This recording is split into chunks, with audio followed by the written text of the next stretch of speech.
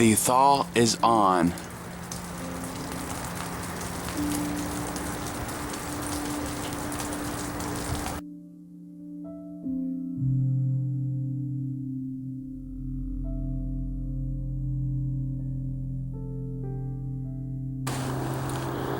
Alright, so here's a quick update on our ice storm that we had. I guess this is day 6 now. We're still thawing out.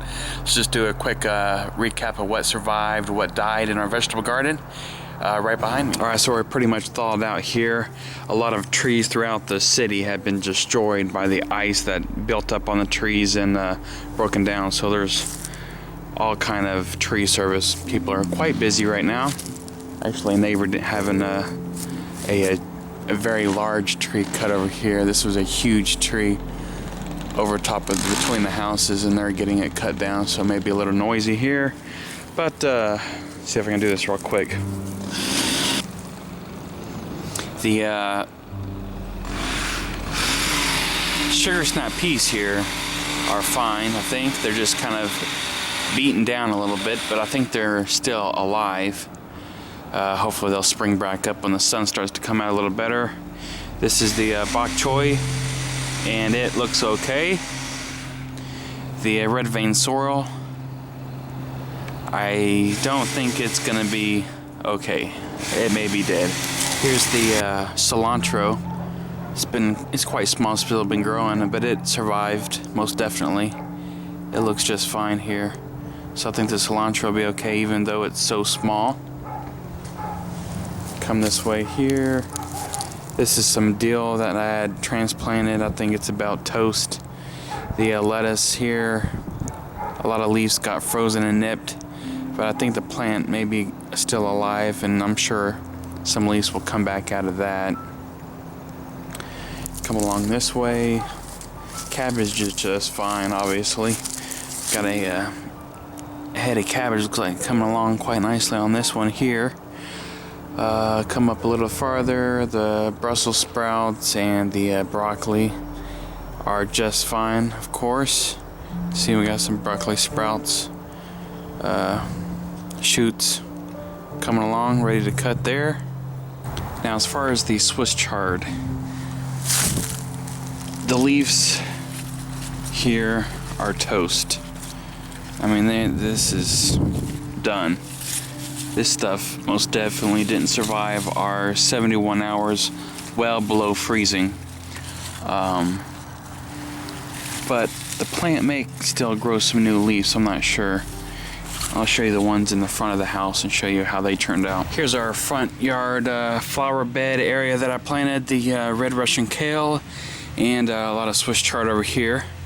As you can see, the kale is just fine. It looked like it was going to be fine even during the ice storm. But as you can see over here, the Swiss chard is, well, the leaves are of no use. But I think, you see this little plant here, it's not like the plant is actually dead. I think some new leaves will grow. So only time will tell, and we shall see what happens with our Swiss chard here. But I'm pretty confident that the new leaves will grow out of them. I don't think the actual plant is totally dead, but we shall see. And then, of course, our garlic and shallots will be just fine because they're covered in mulch and they're okay in the cold weather. So there's the backyard vegetable garden here. What's left of growing in the winter cold. Of course, the kale is fine.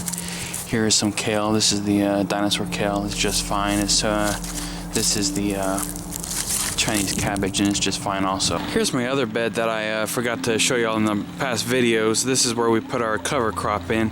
Here, as you can see, the chickens are loving this greenery in the winter time to eat and nibble on. Planted a little bit late than I would have liked to, but it survived all the ice. This is a solid sheet of ice, about 1 inch or 2 thick over here. This stuff is just fine. I'll show you the this is a fall winter mix that I got from Johnny's Selected Seeds. I'll show you here in a second. So cover crop survived just fine. Little nice greenery for the chickens to eat, nibble on. Here's what the seed looks like here, the cover crop. We'll just sprinkle this in there. And here's the mixture that I ordered on their website. Winter rye, field pea, annual ryegrass, hairy vetch, crimson clover. And the percentages of each. This is the fall grain manure mix here. Here's a quick shot of our new baby chickens. These are probably going on 15 weeks here. And then of course our older chickens back this way.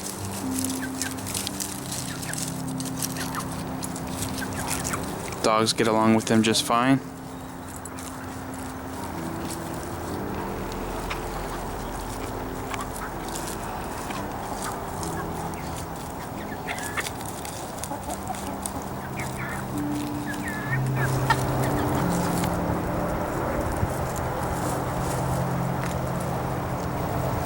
Then over here, our trees came back just fine. We didn't lose any branches on our trees actually here, so they sprung back up once the ice melted off of them. So that's a great thing. And then as far as our other plants around the landscape, this crepe myrtle here, if you remember, it was all the way sunk, stretched to the ground.